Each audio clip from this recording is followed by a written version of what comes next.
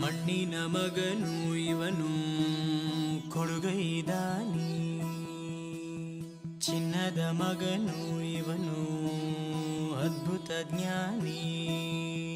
ಜನಸೇವೆಗೆಂದೇ ಹುಟ್ಟಿರುವ ದೇವರ ಕುಲವೋ, ಇವರ ನೆರ